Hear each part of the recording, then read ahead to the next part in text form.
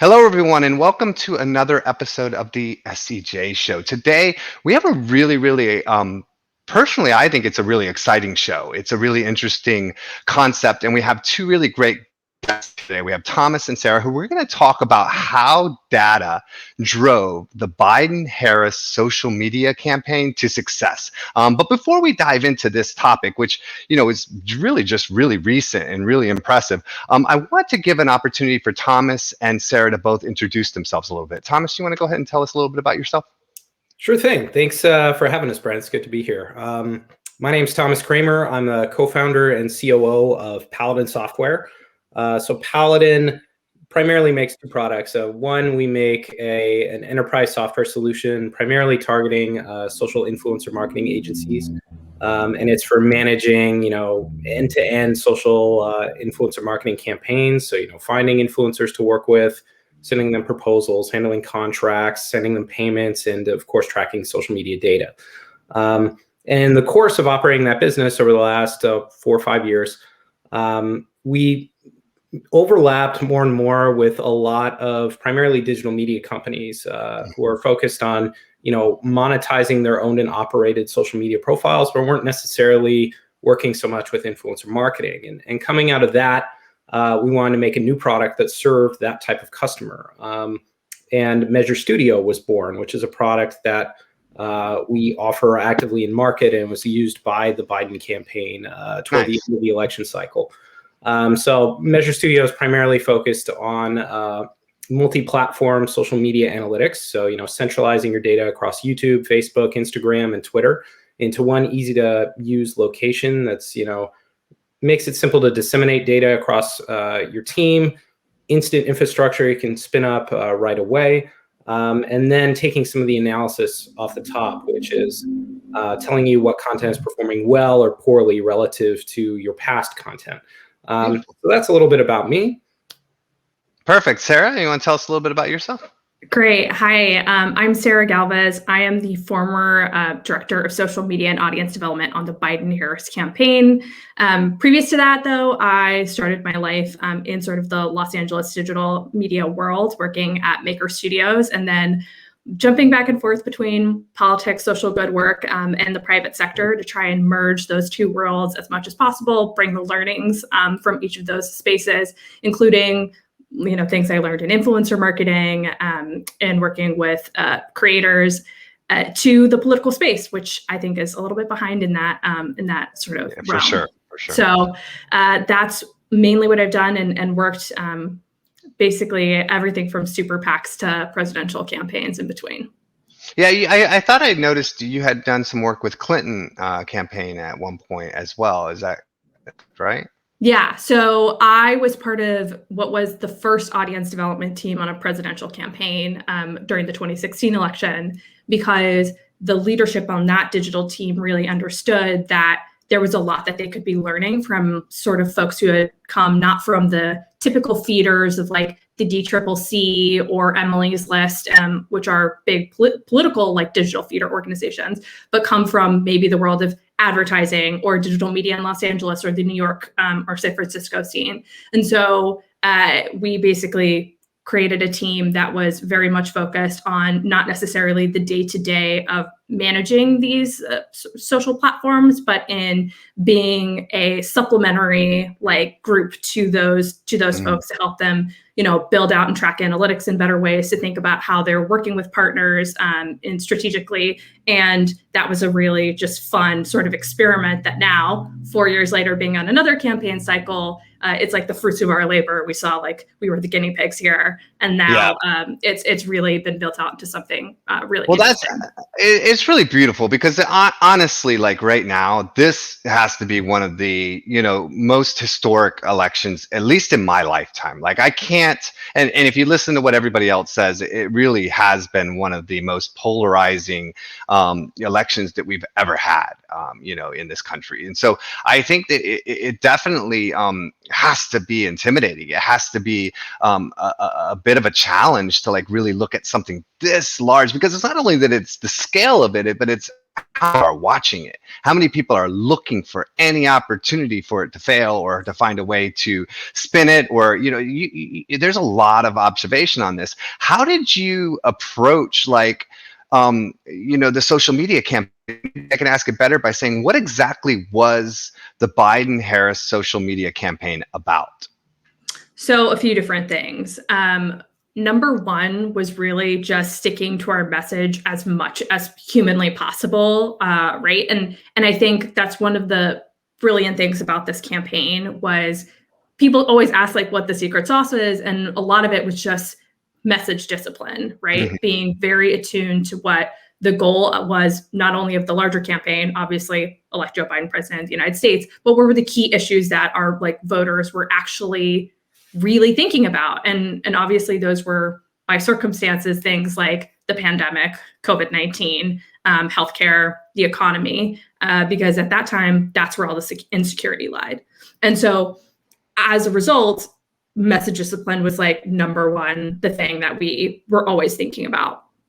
And one of the other things was sort of bringing in people who are innovators. So folks who, like myself, maybe didn't start in the political world or have that political, just like every day I'm working on politics, working for a governor's campaign, working for, a nonprofit, but bringing in people who maybe worked at, in my instance, I brought in people who worked at ABC and Paramount, right? Or someone who had worked at one of the top modeling agencies in the United States and had a lot of knowledge on how to work with influencers and to create content in a pandemic, right?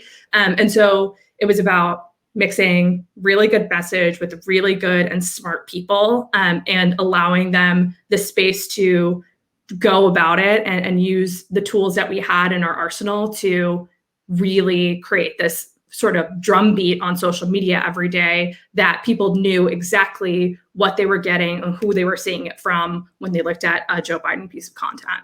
And do you feel like the message discipline, how do you go about that? I mean, that's got to be really rough because you're dealing with a large group of supporters, right? I mean, and it's different when somebody's just like a celebrity. This is a scenario where people feel like they want something to happen. Yeah. Right. They invested in making a change. And so how do you deal? First off, how important do you think discipline is overall? Not only just in this scenario, is it more important in certain or less important in certain scenarios? And how do you control that discipline when you have a large, fan base? Yeah. I mean, it's the same across any sort of campaign that you'll do, right? Keep in mind your KPIs. There is nothing more that you can sort of do to be your North Star than think about what's the goal of the campaign, what is the message that we're trying to get across. And if the content that you're working on every single day isn't sort of helping that process along, then why are you doing it, right? Mm-hmm. And so that was really key for us, where we had to think about, does this matter? Does this hit the message that we're trying to go for? And if it didn't, then we would sort of drop it by the wayside or try and find the intersectionality in those pieces of content, right? Because you're right. It's a large swath of voters coming from, whether they're maybe in urban New York City to rural Texas or Montana. And we're trying to talk about how Joe Biden is going to be a president for everyone, whether they voted for him or not, right? And so it really came down to trying to find the intersectionality and the human moments, I think, in some of those issues where you could really say, well, how does healthcare affect immigration? How does, the economy affect small businesses, right? And trying to find those moments and ways to weave that content through the different platforms. And not every platform had the same sort of content that was going up. It was very much targeted to who the audience was and who we knew based on analytics who were hitting. And you talk about analytics. That's an interesting point because, everybody wants to segment. They want to be able to approach social media in a very effective way. But I think it's very difficult for people still today to understand. I think it's difficult for people to understand that, each platform is fundamentally different and the audiences are using them for different reasons. And so you have to respect the fact that they might interact in a different way and expect a different messaging from you. But how much of that decision, because you talk about, a couple different key points. like message discipline and channels and the issues at hand, right? You have 4 or 5 core issues that you mentioned. So how did you, look at, maybe this is something you can speak to a little bit, Thomas, but how did you guys look at the data, and how did you use that data to determine what messages you were going to start? Do initial research to kind of determine what those key messages were, or were those more just campaign, cornerstones? Was there a difference between what was the campaign objective and the non-campaign? Sorry about that. The campaign objectives and or the social media objectives, and how much did data play into that? So I can start here for a minute and just say that the things are very intertwined. And it also really depends on your candidate, right? Like what Joe Biden may want to focus on is very different than what Hillary Clinton might want to focus on as cornerstones of her campaign, right? And being in both those situations, I've seen the difference. And so the vice president, now the president, was very focused on those key core messages, and of course there's polling and research that goes into it. But I think it was very obvious to everyone, in 2020, that there were certain things that were just looming larger than other issues when it came to the things that were affecting everyone. Once again, whether you were in Alaska, right, or one of our territories, to whether you were in Washington, D.C., where the sausage was getting made, right? And so I think that overall, we had those key core messages, but really what our focus was how do you take those 4 messages and create 30 to 40 pieces of content every day that are different, and understand maybe what works and what didn't, and then try and repeat that process over and over and again in a way where you're still engaging people to, who are in your core fan base, but also trying to invite new voters in as well. And so Thomas, how do you approach that from a data standpoint? Like, I mean, how do you really, set yourself up to know? Because a lot of times you want to look at the data after it's happened and kind of learned if it did well or not. But in certain cases like this, you probably need to have an understanding of a certain data set before you even go into the campaign. How did you approach this from a data perspective? Yeah, I think you raised some really interesting challenges. One is, how do you get people who are maybe creative professionals to understand data when they're not data scientists or mathematicians? And from a product standpoint, that's a really interesting problem to try and solve. We kind of distilled things down into a color system in the product, which is like literally like green is good, red is bad. But there's a lot of mathematics and discipline that comes into that behind the scenes, and is what we try to do was like, okay, make it as simple as that, especially for like executive stakeholders or people who are maybe observing things at a high level. They just want to understand, okay, what works, what doesn't work, but also provide a level of granularity for people who are really in the weeds with things and need to understand, like, okay, did this hit in hour 2? Did this hit on day 5? So, it's really a challenge to serve both of those needs, but I think we accomplished that. What were some of the interesting things you saw along the way? Like, you get into some, I mean, did you notice, like, for instance, obviously this is a US election, but there's a lot of, personalities and a lot of people all over the world that can have impacts across, you might have, different nationalities that have a large impact in the US. Just based on their visibility, so did you find that there was influence from outside, the US audience? Did you find that there was any specific demographics? Like, what were some of the things that to you from like the data side of all of this? Without getting too far into it, just because I got to protect the client's data, Sure.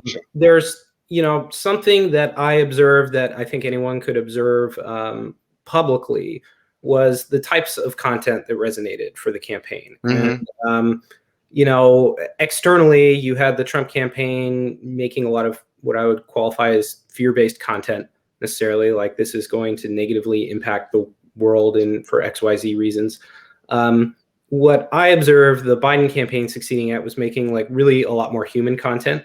Like some of the content that succeeded best based on, the publicly available metrics were things like Kamala Harris calling Joe Biden and saying, "We did it, Joe. We won the campaign." Joe Biden holding a fly swatter and saying like, pitch in $5 to let this campaign fly. Like, it's brilliant. It's folksy. It's, it speaks to who he is characteristically, I think, and then is also topical with respect to the fly landing on Vice President Pence's head. So, you can see that reflected in the numbers. You can see it both in like the early performance, like, the product we provided is providing hourly data on new posts. So, you can instantly see like, okay, this thing's performing 100x better based on, publicly available metrics. That's really interesting. For a campaign, they can see that type of information really quickly and double down on, maybe I want to put media behind this, maybe I want to share this and syndicate it to press or whatever. Or conversely, they can see if something is doing really poorly right away and, maybe some adjustment needs to be made. Maybe a thumbnail needs to change, maybe a caption needs to change, hashtag, maybe it needs some love and distribution in other places. What kind of things would you look for in that? Like what kind of elements would dictate like that maybe a campaign not working? And it doesn't even have to be for this one. Like just in general, like what kind of things do you look at to kind of determine whether things working really well and should be doubled down on, because maybe it's doing really well and it's hit its max visibility, right? You're not going to take it any further, so doubling down wouldn't necessarily have the outcome of it. Like, so maybe you have to determine what's the scope of the potential, right? We see that a lot in PPC, right? You could spend as much as you want, but you're going to hit a cap at a certain point of an audience that you can reach because you've reached everybody, and so you have to start finding different audiences in those areas. Is there any what would you say were some of the data elements that led you to kind of make changes or consider double down or a specific aspect of the campaign?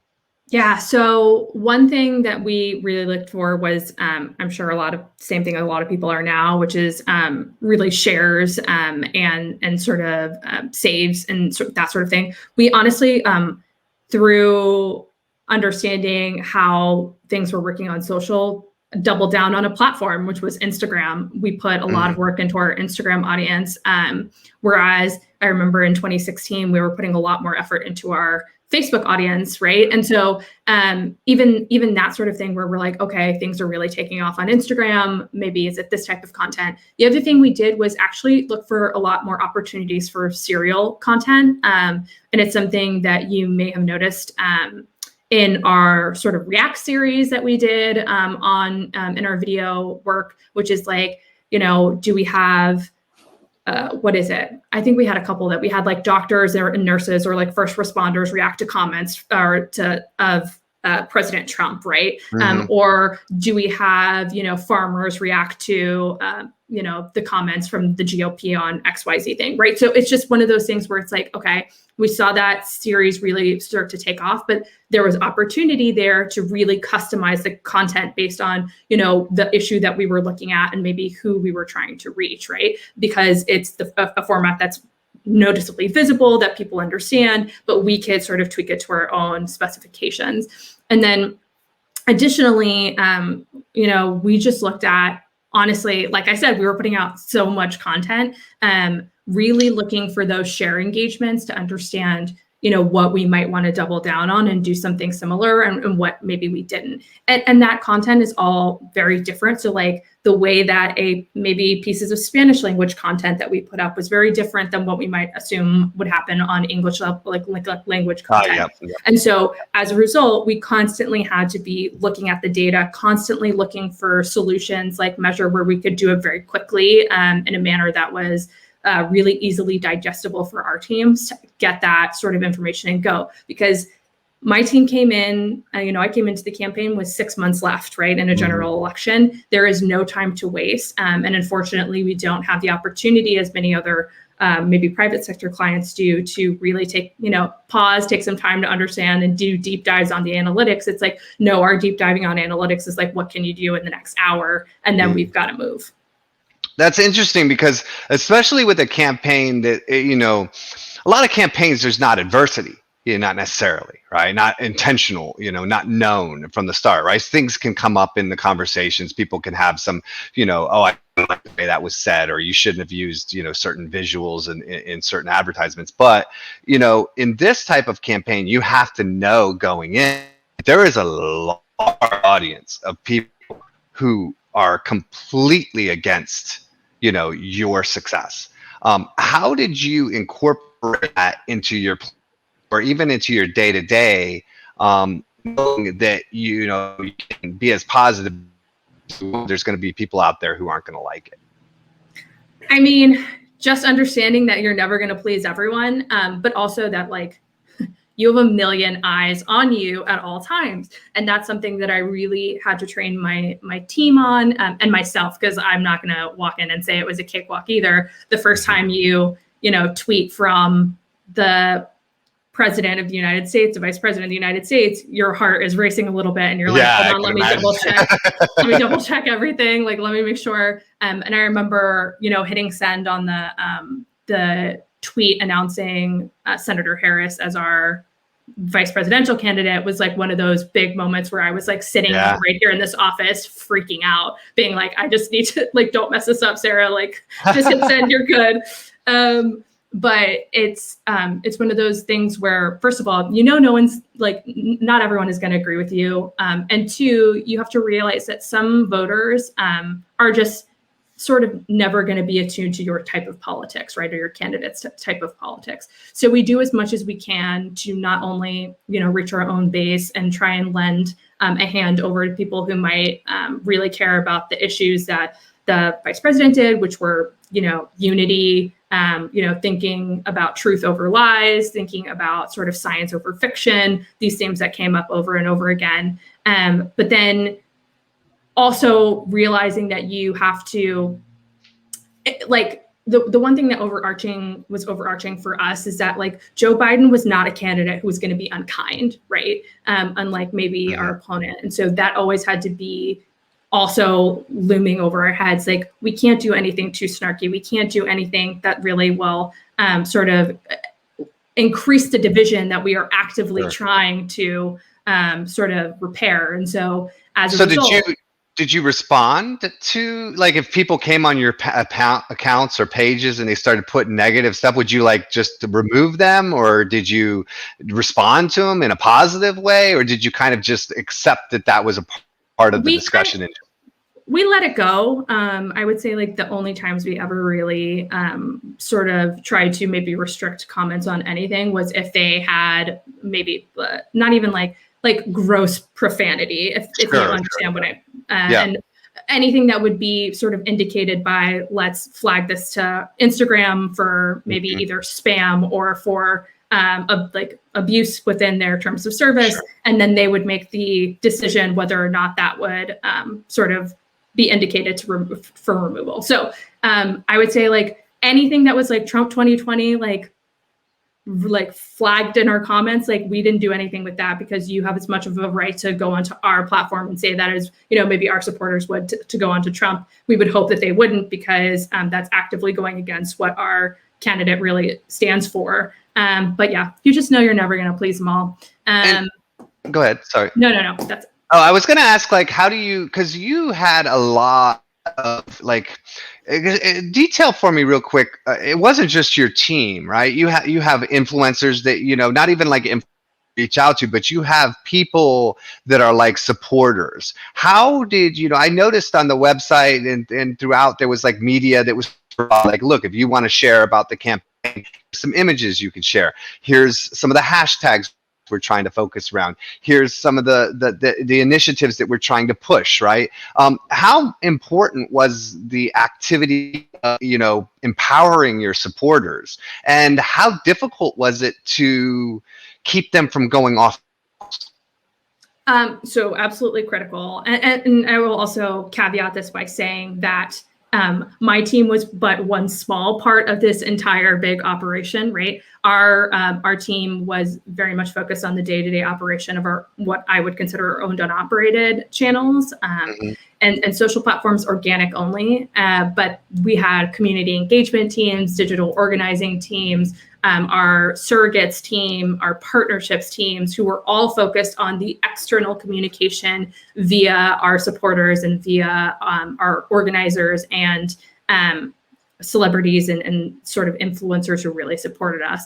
And so for us, it was critical, first of all, not only to give them the information that they needed, but to get them involved in the process of creating that content as well, right? So we had sort of a community like design team who would go through and create designs based on, maybe talking points that we would give them via Slack or other messaging systems. And then our digital organizers would go work, online with people. And I will say, we haven't really discussed it much either, but like we were obviously campaigning in a pandemic. And so people were much more likely to be in front of their phones than they were to be maybe going out and knocking on doors or, in the same way that you might consider in other campaign cycles. And so for us, it was really important to work with influencers, to work with our supporters, to work with folks to get the sort of content that we wanted out into the ecosystem and really use them as a megaphone for these messages that we were really, really focused on.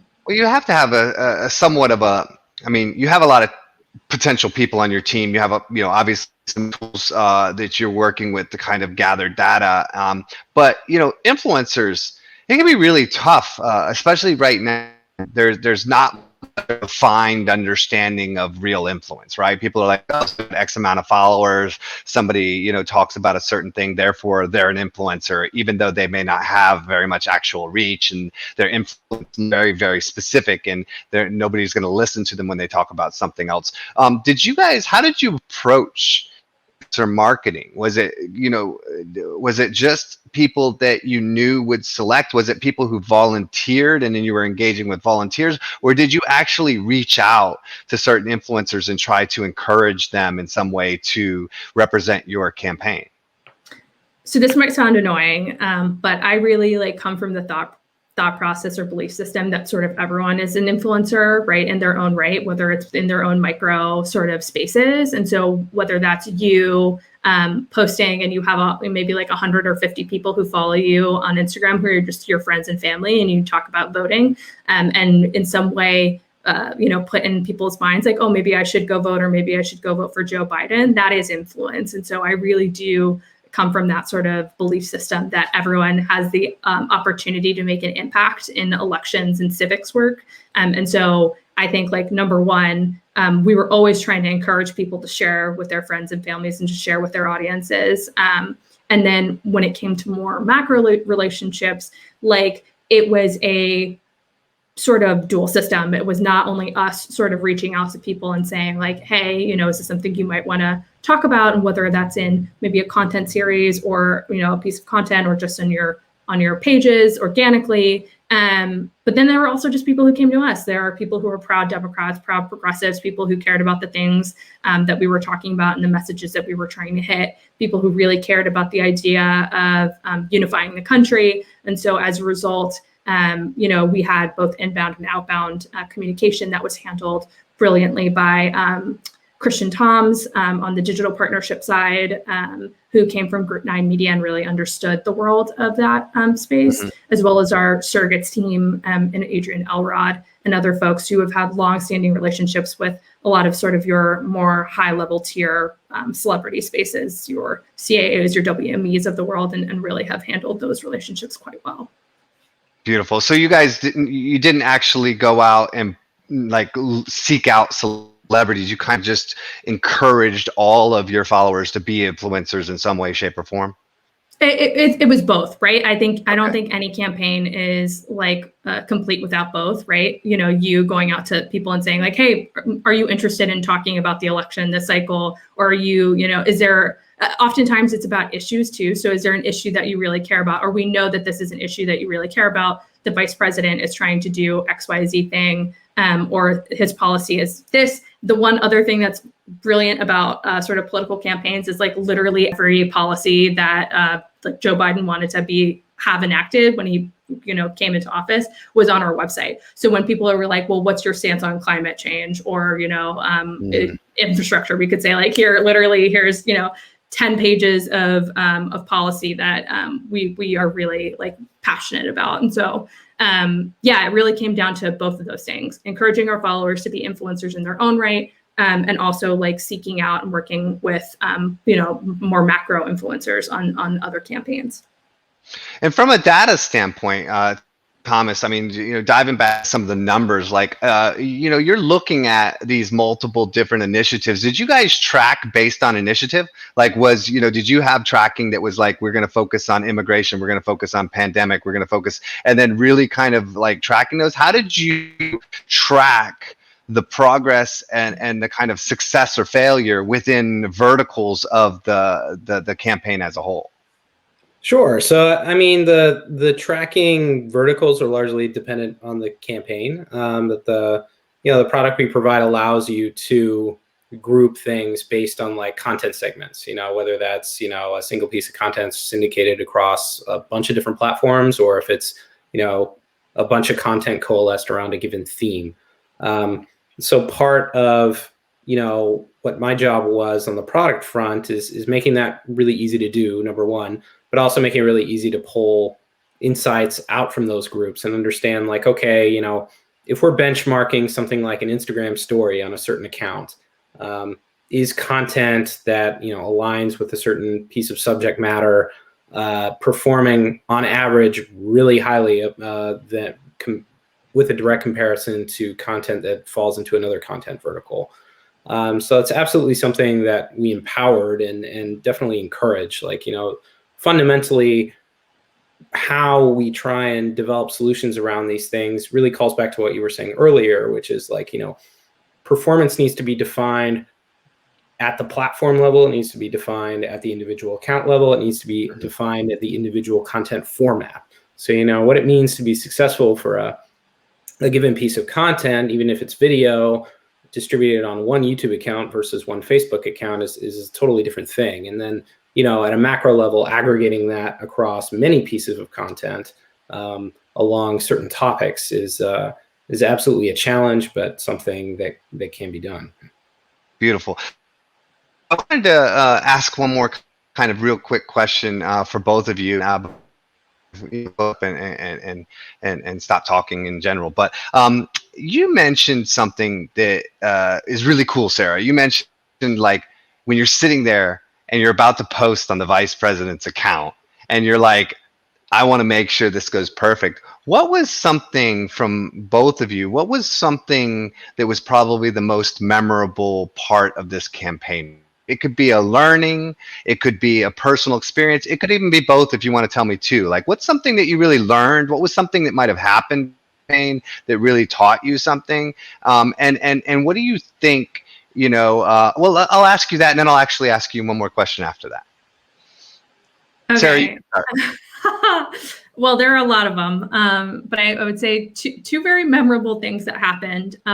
One is, I think my first week taking over as director of the team, our Twitter account got hacked, which was a wild ride. So we were involved in the hack that also got like Elon Musk and Bill Gates and all of those high-level folks, Barack Obama. Yeah, it was very much a trial by fire. Like, hello, Sarah, welcome. It's day 2. You've been hacked. There you go. And I'm like, I swear I didn't do anything. Like, our InfoSec guys are great, and they worked with us. And it was great to work with our partners at Twitter, who were so overwhelmed with just the amount of, stuff that they were dealing with. And then, of course, I would say probably included a lot more people than they announced. I mean, if it was a vulnerability, it probably was a lot of accounts. Yeah, I mean, we're not sure, but I think one of the things that's like very clear, especially in the election season, is like you are handling the accounts of some of the biggest influencers in the world, right? These are people who are going to potentially be the next president of the United States, the leader of the free world. And so first of all, that is wild. Getting hacked is also ridiculous and wild. Having it happen on my second day, a real trip. So, and then the other thing that I would say is like best moment of the campaign, and I think something that is sort of a learning here is that, like, I don't know if it's learning or if it's just cheesy at this point, was keeping the faith. So like election day, which became election week, was like so wild because we were all waiting on these results. But like me and my team and the folks on the campaign and the vice president himself had put in the work. We had put in Yeah. what we could, and eventually it comes out to a point where like it is not in your hands anymore. It is in the hands of the voter. You have done all the rapid response you can do. You can reach out to all the influencers in the world, but election day, the votes are being counted and it's done. And one thing was that like my team really had to be strong in their conviction of like keeping the faith and making sure that we not only were calm ourselves, but also calming our supporters down to say like, whether, no matter the outcome of this election, although we feel we have won, our message still stands. We should really just be a more unified country. We should really just care about our neighbors, that sort of thing. And then, of course, like pressing go on the victory video that Saturday morning. I'm on the West Coast. I am a rare like remote worker from the West Coast. And so it was like 7 a.m. here. And I like jumped out of bed because someone told me that we had won. And I was like, all right, time to queue up the video. Like everyone has it. Like, let's go. That's awesome. And that was just like a wonderful moment on Zoom with my team. So that was, some of the best moments of this campaign. Best and the worst, I would say. The hacking was not very good. It's an experience, though. I mean, those experiences are once in a lifetime. It's a beautiful thing. And the campaign won. So congrats. Thank you. Thomas, what about you? What was something, what was some of the things that really stood out for you? Yeah, for me as a vendor who has primarily served people in the media space, which is, a wildly different industry than politics by and large. It was a huge learning experience. I think there was a lot of pressure that I put on myself. Like number one, because, I aligned with the mission. I was a Joe Biden voter. But, secondly, it's like, okay, wow, like suddenly, the organization with the most eyeballs on it, probably in the world, is making content decisions based on data that I'm giving them. And I cannot screw that up. Like the data fundamentals have to be very good, or, the outcome for, not just what I desire and believe personally, but, for the very world is sort of at stake. So, I feel that's true. Cog in that machine, but possibly an impactful one, certainly. And I think I really quickly also learned, what it's like to be a political vendor and not a media vendor. Like, things like getting interviewed by the campaign InfoSec team, understanding that, the data that you handle could make your organization, a target by foreign actors or something like that. That's interesting. Beefing up security protocols based around those conversations and making sure like, okay, like the people are using this thing are the people who should be using this thing. And that their devices can't be compromised, that things are encrypted, that, things like 2-factor authentication are in place. So what was cool for my team and really motivating was like rapidly iterating on those things. Like, okay, campaign needs a product yesterday. How do I get my product to a place where it's viable for them in, days or weeks? Yeah. And then you're not going to tell them no. It's like, they need something. This is a pretty. They keep us at a pretty level place. They're like, hey, that'll take months, but here's what we can do for you, and we can get you to Yeah.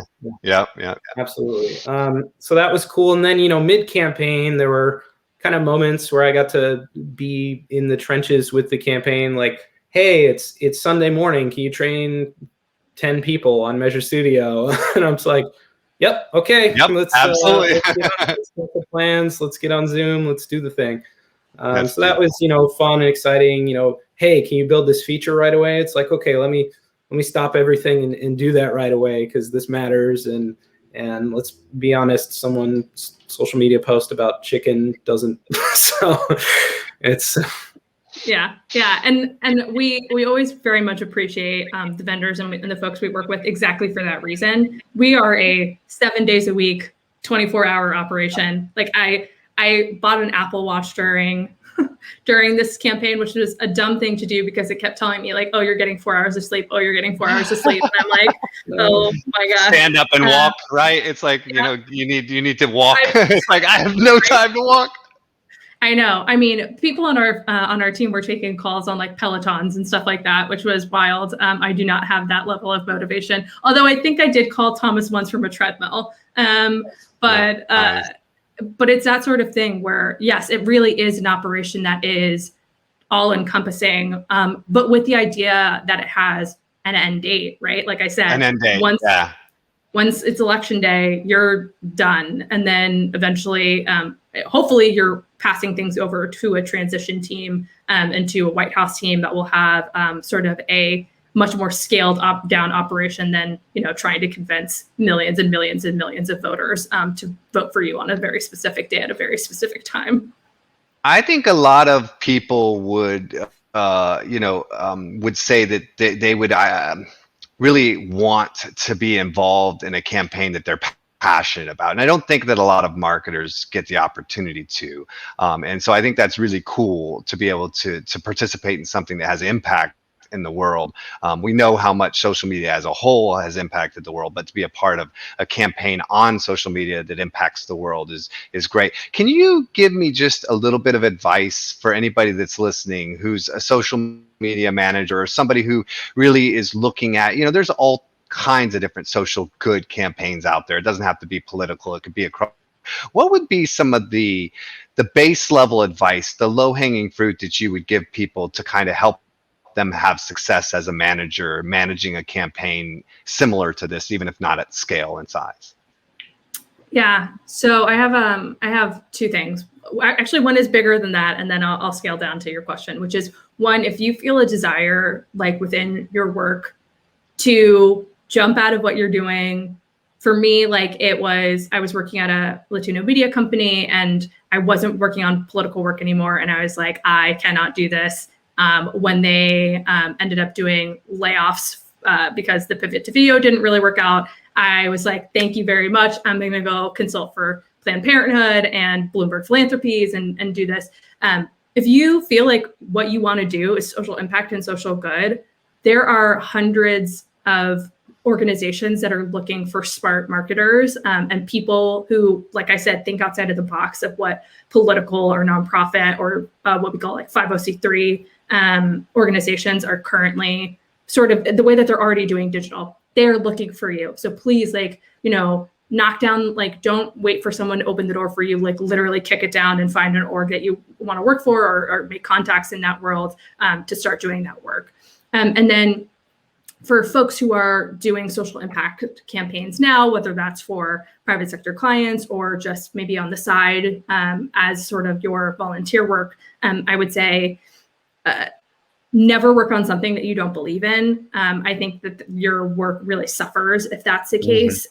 And additionally, oftentimes when it comes to social marketing, you are the smartest person in the room. So don't back down and really experiment, because a lot of these folks, like I said, are sort of like a couple years behind on what people in the private sector are doing. So if it's, a woman on her team who came to us and said, I want to, do something for Joe Biden on Twitch, find the way to get to, how does that work authentically, right, for your candidate or for your organization? And don't be afraid to sort of experiment and to use your own chops in the best way you can for whatever sort of program you're working on.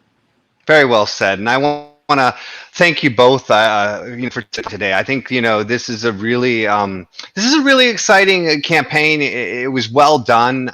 It was very impactful. I think it was very honorable, and I think that you both get to walk away with that experience and that kind of pat on your back for the rest of your lives. So thank you for the effort you put into it. Thank you for the work that you did, and thank you for joining me to kind of talk a bit, for sharing some of the details. I appreciate you taking the time. Wonderful. Thank you, Thanks, Brent. Appreciate you having us. Cheers.